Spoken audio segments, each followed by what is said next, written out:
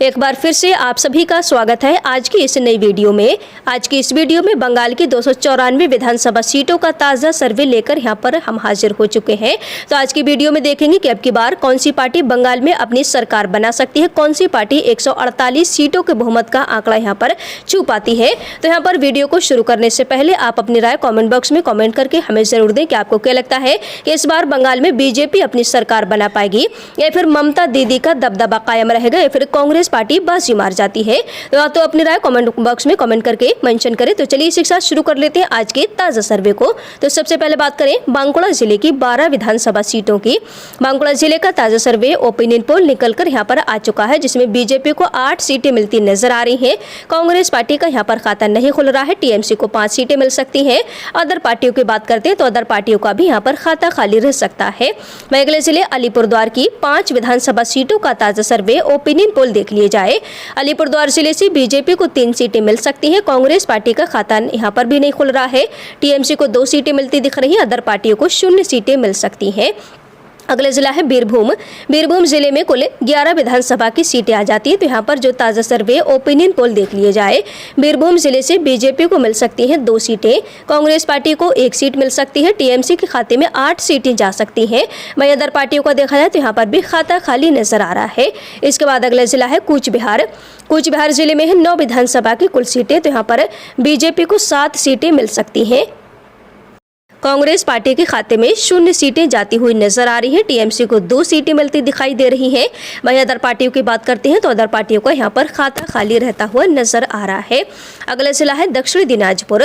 दक्षिण दिनाजपुर जिले की 6 विधानसभा सीटों का ताजा सर्वे देख लेते हैं। बीजेपी को यहाँ से 3 सीटें मिल सकती है। कांग्रेस पार्टी का खाता नहीं खुल रहा है। टीएमसी को भी 3 सीटें यहाँ पर मिलती हुई नजर आ रही है। अदर पार्टियों के खाते में 0 सीटें जाती दिखाई दे रही है। इसके बाद अगला जिला है दार्जिलिंग। दार्जिलिंग जिले की 6 विधानसभा सीटों का ताजा सर्वे देख लेते हैं। तो यहाँ पर बीजेपी को 5 सीटें मिलती नजर आ रही हैं। कांग्रेस पार्टी के खाते में 0 सीटें जाती हुई दिखाई दे रही हैं। टीएमसी को भी 0 सीटें मिलती नजर आ रही हैं। अदर पार्टियों के खाते में 1 सीट यहाँ पर जा सकती है। वह इसके बाद बात करें हुगली जिले की, जिसमें 18 विधानसभा सीटें हैं। हुगली जिले का ताजा सर्वे निकल कर यहाँ पर आ रहा है, जिसमें बीजेपी को 3 सीटें मिलती दिख रही हैं। कांग्रेस पार्टी को 0 सीटें, टीएमसी को 15 सीटें मिल सकती हैं। अदर पार्टियों को भी 0 सीटें मिलने का अनुमान है। वह अगला जिला है हावड़ा। हावड़ा जिले की 16 विधानसभा सीटों का ताजा सर्वे देख लिया जाए तो यहाँ से बीजेपी को मिल सकती है 3 सीटें, कांग्रेस पार्टी को 1 सीट मिल सकती है। टीएमसी को 12 सीटें मिल सकती हैं। अदर पार्टियों के खाते में 0 सीटें यहाँ पर जा सकती हैं। अगला जिला है जलपाईगुड़ी। 7 विधानसभा की यहाँ पर कुल सीटें हैं। जलपाईगुड़ी जिले से बीजेपी के खाते में 5 सीटें जाने का अनुमान है। कांग्रेस पार्टी को 0 सीटें मिलती नजर आ रही हैं। टीएमसी को 2 सीटें यहाँ पर मिल सकती हैं। अदर पार्टियों का खाता खाली रहता हुआ नजर आ रहा है। मैं अगले जिले झाड़ग्राम की बात कर लेते हैं। यहाँ पर है 4 विधानसभा की कुल सीटें। झाड़ग्राम जिले का जो सर्वे निकल कर आ रहा है तो यहाँ से बीजेपी के खाते में 1 सीट जाती दिखाई दे रही है। कांग्रेस पार्टी को 0 सीटें मिल सकती हैं। टीएमसी को 3 सीटें मिल सकती हैं। अदर पार्टियों का खाता खाली रह सकता है। वहीं अगले जिले कालिम्पोंग की 1 विधानसभा सीट का ताज़ा सर्वे देखा जाए तो ये सीट बीजेपी के खाते में जाती हुई नजर आ रही है। इसके बाद अगला जिला है कोलकाता। 11 विधानसभा की यहाँ पर कुल सीटें हैं। कोलकाता जिले से बीजेपी को 4 सीटें मिल सकती हैं। कांग्रेस पार्टी को 0 सीटें मिल सकती हैं। टीएमसी को 7 सीटें मिलने का अनुमान है। अदर पार्टियों का खाता खाली रह सकता है। वही बात करते हैं इसके बाद मालदा जिले की 12 विधानसभा सीटों की। तो यहाँ से बीजेपी को 4 सीटें मिल सकती हैं। कांग्रेस पार्टी को 0 सीटें मिल सकती हैं। टीएमसी को 8 सीटें मिलने का अनुमान यहाँ पर है, जबकि अदर पार्टियों का खाता खाली यहाँ पर भी रह सकता है। इसके बाद मुर्शिदाबाद जिले की बात कर ली जाती है। 22 विधानसभा की यहाँ पर सीटें हैं। मुर्शिदाबाद जिले से बीजेपी को 3 सीटें मिलती दिखाई दे रही हैं। कांग्रेस पार्टी के खाते में 2 सीटें यहाँ से जा सकती हैं। टीएमसी को 16 सीटें मिल सकती हैं। अदर पार्टियों को 1 सीट यहाँ पर मिल सकती है। वहीं अगला जिला है नादिया। नादिया जिले की 17 विधानसभा सीटों का ताजा सर्वे ओपिनियन पोल देख लेते हैं। तो नादिया जिले से बीजेपी को 7 सीटें मिल सकती हैं। कांग्रेस पार्टी को 1 सीट मिल सकती है। टीएमसी को यहाँ पर 9 सीटें मिलती नजर आ रही हैं, जबकि अदर पार्टियों के खाते में 0 सीटें जाती यहाँ पर भी दिख रही हैं। तो अभी तक बंगाल की 157 विधानसभा सीटों का ताजा सर्वे यहाँ पर आ चुका है, जिसमें बीजेपी के खाते में 58 सीटें जाती दिख रही हैं। कांग्रेस पार्टी के खाते में 5 सीटें, टीएमसी के खाते में 92 सीटें जाती नजर आ रही हैं। अदर पार्टियों को 2 सीटें यहाँ पर अभी तक मिलती हुई दिखाई दे रही है। तो चलिए अगले बढ़ लेते हैं इसी के साथ और देखते हैं कि आखिर कौन सी पार्टी यहाँ पर 148 सीटों के बहुमत का आंकड़ा छुपाती है। इसके बाद अगला जिला है उत्तर उत्तर 24 परगना यहाँ पर 33 विधानसभा की कुल सीटें हैं। तो बीजेपी को यहाँ से 6 सीटें मिल सकती हैं, कांग्रेस पार्टी को 2 सीटें मिल सकती हैं, टीएमसी को 24 सीटें मिलती नजर आ रही है, अदर पार्टियों के खाते में 1 सीट जाती दिखाई दे रही है।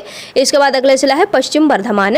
पश्चिम बर्धमान जिले की 9 विधानसभा सीटों का ताजा सर्वे निकल कर आ रहा है। यहाँ पर बीजेपी को 2 सीटें मिलती दिख रही हैं, कांग्रेस पार्टी के खाते में 1 सीट जाती नजर आ रही है, टीएमसी को 6 सीटें मिलती नजर आ रही है, अदर पार्टियों का यहाँ पर भी खाता नहीं खुल पा रहा है। अगला जिला है पश्चिम मेदिनीपुर। 15 विधानसभा की यहाँ पर कुल सीटें हैं। पश्चिम मेदिनीपुर जिले से बीजेपी के खाते में 6 सीटें जा सकती हैं, कांग्रेस पार्टी को यहाँ पर 2 सीटें मिल सकती है, टीएमसी को 7 सीटें मिलती नजर आ रही है, अदर पार्टियों का खाता नहीं खुल रहा है। अगला जिला है पूर्व बर्धमान। पूर्व बर्धमान जिले की 16 विधानसभा सीटों में से बीजेपी को 3 सीटें मिलने का यहाँ पर अनुमान लगाया गया है, कांग्रेस पार्टी का खाता खाली रह सकता है, टीएमसी को 13 सीटें मिल सकती हैं।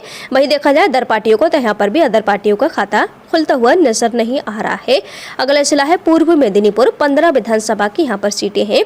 पूर्व मेदिनीपुर जिले से बीजेपी को 7 सीटें मिल सकती हैं, कांग्रेस पार्टी को 0 सीटें मिल सकती हैं, टीएमसी को 8 सीटें यहाँ पर मिलती दिखाई दे रही है। वहीं अदर पार्टियों के खाते में 0 सीटें यहाँ पर भी जा सकती हैं। इसके बाद अगला जिला है पुरुलिया। पुरुलिया जिले की 9 विधानसभा सीटों का ताजा सर्वे देख लेते हैं।